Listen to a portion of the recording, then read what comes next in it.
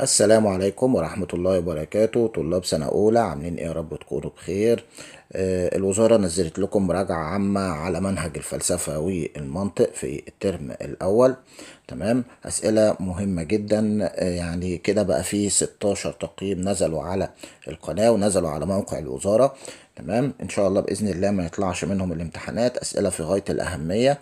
أنا عملت لكم منهم 5 نماذج امتحانات على القناة من أسئلة التقييمات، نماذج امتحانات مطابقة لمواصفات امتحان الترم الأول، ولسه هننزل 5 امتحانات تانيين برضو مطابقين للمواصفات.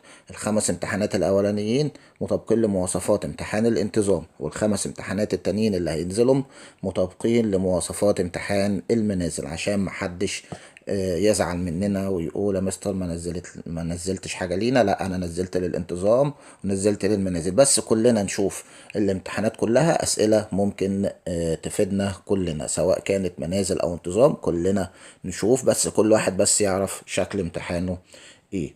طيب، بالنسبة للأسئلة بنبدأ بالفلسفة. السؤال الأولاني رقم 1 يقول: جبريال لا تفكر في الغد، دع الزمان يمضي وسنرى ما الذي يحمله. يتعارض، خدوا بالكم من الحتة دي يا جماعة في الأسئلة، يتعارض ما سبق مع إحدى الحالات التي تثير النشاط العقلي للإنسان، وهي إيه؟ بيقول لك هنا في السؤال لا تفكر في الغد، يبقى ده بيتعارض مع التفكير في المستقبل، بيتعارض مع التخطيط للمستقبل. طيب، نروح لرقم 2. توصلت العالمة ماري كوري بشكل غير مسبوق إلى إجراء أول دراسة لمعالجة الأورام باستخدام النظائر المشعة. يطبق الموقف السابق إحدى مهارات التفكير الإبداعي، وهي إيه؟ بصوا هنا، لما يجي حد يوصل لحاجة لأول مرة، حاجة جديدة محدش وصل لها قبل كده، يبقى دي اسمها مهارة الأصالة. مهارة إيه يا جماعة؟ الأصالة. تمام؟ طيب، رقم 3. إن التفكير الجيد يكشف للفرد دوره في الحياة وكيفية تطويره لحياته وتوسيعه لأهدافه الجيد. هنا التفكير الجيد بيفيد الفرد، تمام، ما بيفيدش المجتمع، يبقى ديت المنفعة العملية للفرد، خاصة بالفرد. أما إذا كان المنفعة عامة للمجتمع ككل كنا اخترنا المنفعة العامة. طيب، رقم 4. أثناء النقاش الحاد حول قضية ما، لا تصر على أن رأيك هو الحقيقة الوحيدة، بل حاول فهم المبررات التي شكلت رأي الطرف الآخر، وكل وجهة نظري بناء على تجربتي. طيب، يجسد المثال السابق مفهوم الموقف الفلسفي، باعتبار أن لكل موقف إيه؟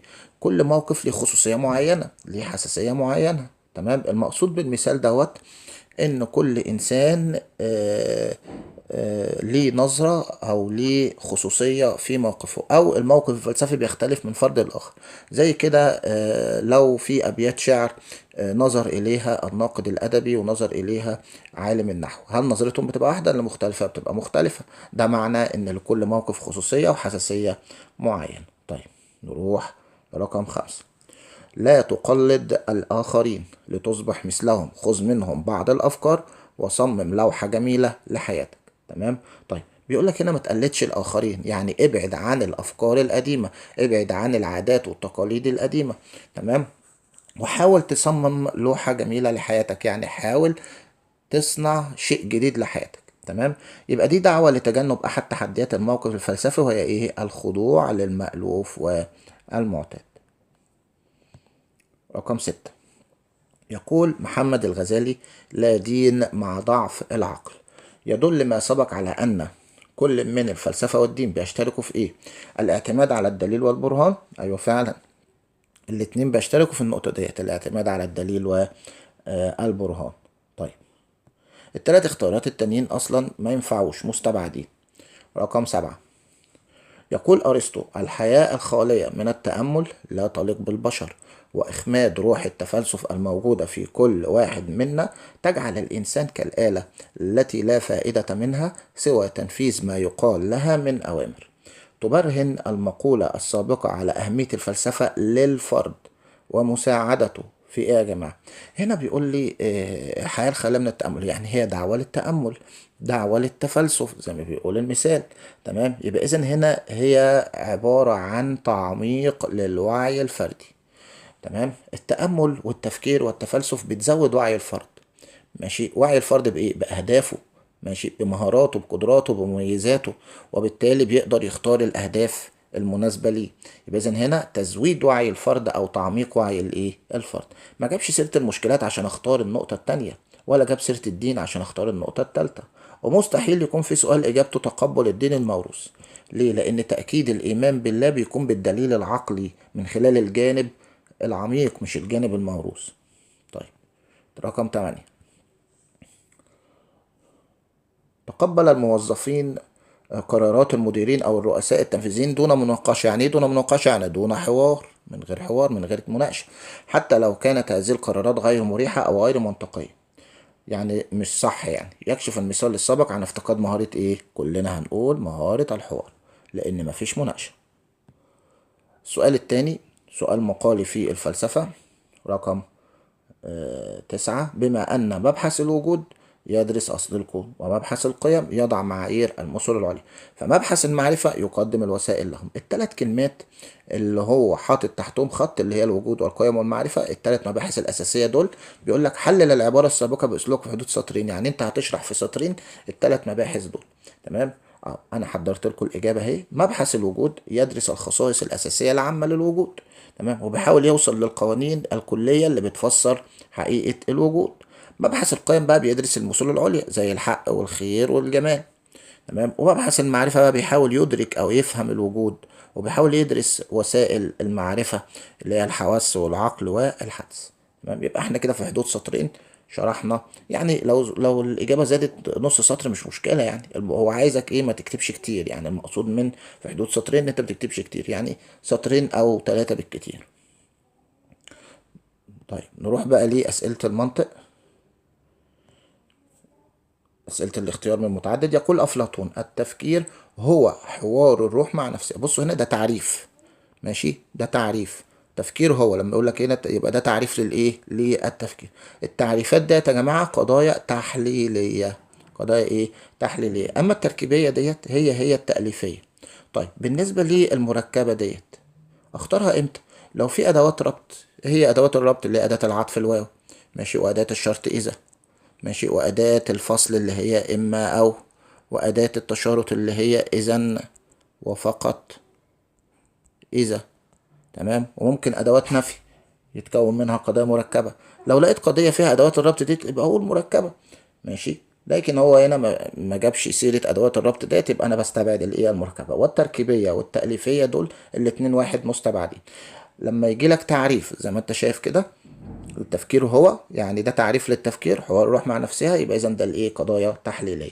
والقضايا التحليليه ليها انواع، في انواع تانية منها، يعني زي مثلا ايه؟ ممكن تبقى قضيه رياضيه، ماشي، ممكن تبقى المحمول تكرار للموضوع.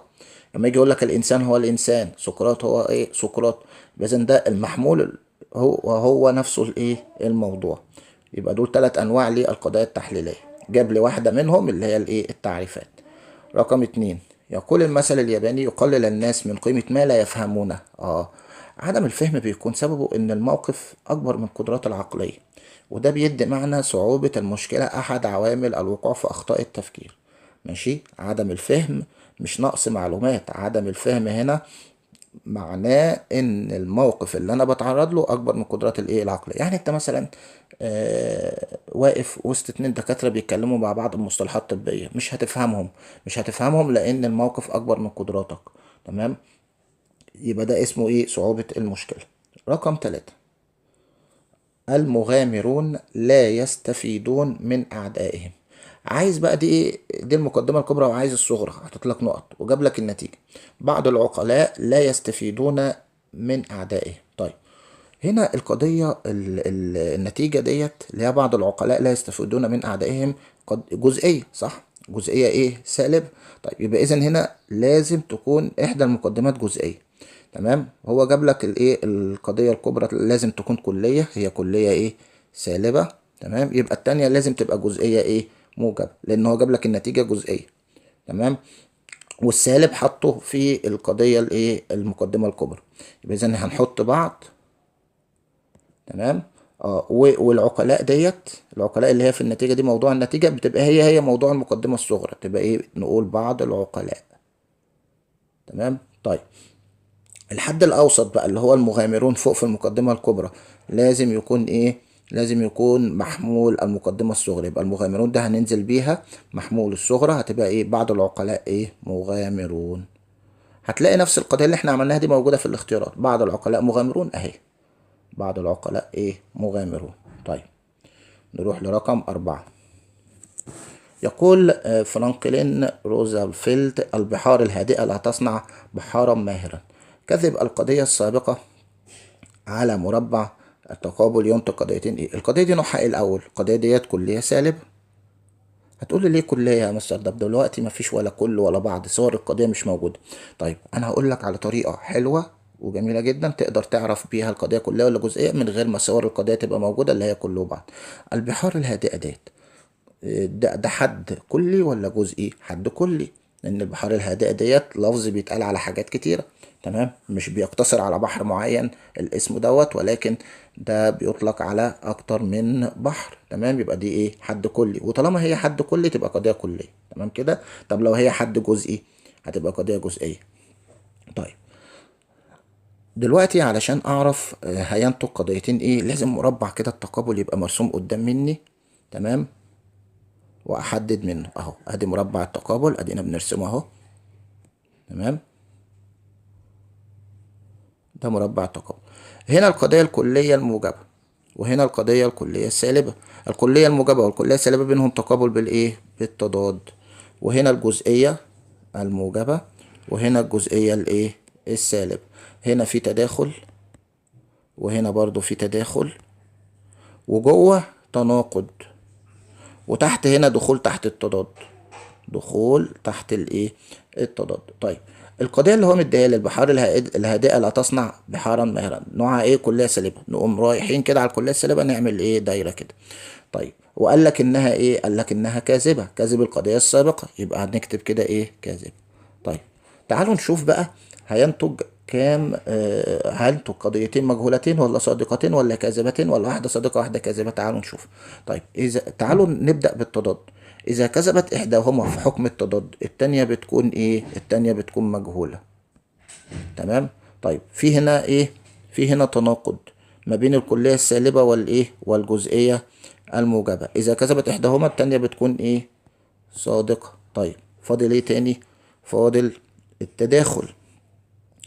إذا كذبت الكلية الجزئية المتداخلة معها اللي هي الجزئية السالبة بتكون إيه؟ بتكون مجهولة. يبقى إذا نتج اتنين مجهولتين، اللي بتقابلها بالتقابل بالتضاد مجهولة، واللي بتقابلها بالتداخل هنا ايه؟ مجهولة. يبقى نتج قضيتين مجهولتين. يبقى احنا لازم نبقى حافظين الحكم كويس، ونرسم المربع زي ما انتوا شايفين كده، ونحط دايرة على القضية اللي مديها لي، ونكتب عليها هي كاذبة ولا صادقة زي ما بيقول لي، ونشوف بقى حكم الايه؟ الثلاث قضايا اللي بيقابلوها. اي قضية هيديها لك بيقابلها ثلاث قضايا، نتج اهوت قضيتين مجهولتين، فايه؟ بنختارها. طيب نروح بقى ليه السؤال اللي بعد كده: المستشفى بناء به قسم لعلاج الحروق. طيب هسألكوا سؤال: هل دلوقتي قسم علاج الحروق موجود في كل المستشفيات ولا في مستشفيات ما فيهاش؟ في مستشفيات ما فيهاش، يعني في مستشفيات تلاقيها هي خاصة بالولادة بس، في مستشفيات تلاقيها مثلا فيها أقسام لعلاج القلب وعلاج البطنة والحاجات دي، وما فيهاش قسم للإيه؟ للحروق. تمام. في مستشفيات فيها وفيها إيه؟ مستشفيات لأ. يبقى إذن هنا قسم لعلاج الحروق دي صفة غير أساسية. طيب هل هي بتميز مستشفيات عن التانية؟ في مستشفيات مميزة فيها أقسام إيه؟ لعلاج الحروق، يبقى غير أساسية ومميزة. تمام. طيب الصفة الغير أساسية والمميزة دي إيه؟ اسمها خاصة. اسمها إيه يا جماعة؟ خاصة. تمام. طيب نروح بقى للسؤال اللي بعد كده: الحدان متقدم ومتأخر بينهم تقابل بالإيه يا جماعة؟ تقابل بالتضاد. علشان تختار الاختيار الصح لازم تراجع الحكم اللي كاتبه لكم اهو: لا يجتمعان معا وقد ايه؟ يرتفعان. ده من المنهج. الحدان المتقابلان بالتضاد لا يجتمعان معا وقد ايه؟ يرتفعان. هنشوف بقى ايه اللي موجود.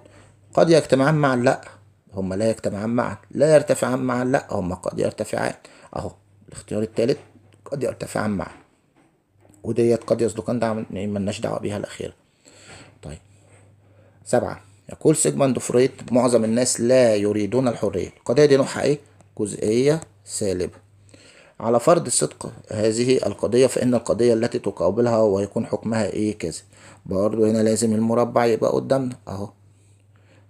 حتة ان المربع ما يبقاش قدامكم وانتوا بتجاوبوا السؤال دوت احتمال تغلطوا. طيب القضية دي نوعها ايه يا جماعة؟ واحنا قلنا جزئية سالبة. جزئية ايه؟ سالبة. طيب الجزئية السالبة، الجزئية السالبة مين اللي هيقابلها وهيبقى هي قال لي انها صادقة اهي. قال لي انها ايه؟ صادقة. اللي بيقابلها وهيبقى كاذب اللي بيقابلها بالتناقض، اللي هي الكلية الموجبة. الكلية الموجبة ديت اللي بتقابلها بالتناقض، لأن حكم التناقض إذا صدقت إحداهما كانت الأخرى كاذبة، والعكس إيه؟ صحيح. تمام كده. يبقى اللي بيقابلها بالتناقض اللي هي الكلية الموجبة هي ديت اللي هتبقى إيه؟ هتبقى كاذبة أهو. كافة الناس يريدون الحرية. طيب نروح للسؤال الأخير. اختيار من متعدد. كل من لا يؤمن بقيمة الفلسفة محدود الفكر. طيب القضية دي كلية اهو، بيقول لي كل من لا يؤمن بقيمة الفلسفة ده الموضوع، محدود الفكر ده المحمول. طيب لا هنا جت جزء من الموضوع في نص الموضوع، تبقى هنا لا هعتبرها مش موجودة، هتبقى قضية كلية موجبة اهو. طيب آخر سؤال نحله مع بعض. بيقول لك هنا كل الفاكهة لذيذة الطعم، بعض النباتات ليست فاكهة، بعض النباتات ليست لذيذة الطعم. اكشف عن سبب الخطأ في القياس السابق. السبب هنا انه عمل لي المقدمة الصغرى سالبة، ومن شروط الشكل الأول إن لازم الصغرى تكون موجبة. تمام. يبقى الخطأ هو إيه؟ هو إن المقدمة الصغرى سالبة. تمام. حيث يجب أن تكون إيه يا جماعة؟ موجبة، وفقا لإيه؟ لشروط أو شرطي الشكل الأول. شرطي الشكل الأول اللي هما إيه؟ يجب أن تكون المقدمة الكبرى كلية، ويجب أن تكون المقدمة الصغرى إيه؟ موجبة. تمام. دول شروط الشكل الأول. لو اختلفوا يبقى القياس ده إيه؟ خاطئ. تمام كده. حلينا اختبار مهم جدا، أسئلة في غاية الأهمية. تمام. ولو نزل مراجعات تاني فلسفة هننزلها لكم عشان نستفيد أكتر، وكل ما نحل أكتر كل ما الاستفادة هتبقى أفضل. وما تنسوش برضو الامتحانات الخاصة بالمنازل اللي هننزلها إن شاء الله بإذن الله. الأسئلة بنأكد كلنا نشوفها سواء منازل أو انتظام، بس احنا بنعمل بس إيه؟ امتحانات مطابقة للانتظام وامتحانات مطابقة للمنازل عشان كل واحد يعرف شكل امتحانه، لكن كلنا نشوف الأسئلة. كل ما نشوف أسئلة أكتر كل ما الاستفادة تكون أكبر. بالتوفيق للجميع، والسلام عليكم ورحمة الله وبركاته.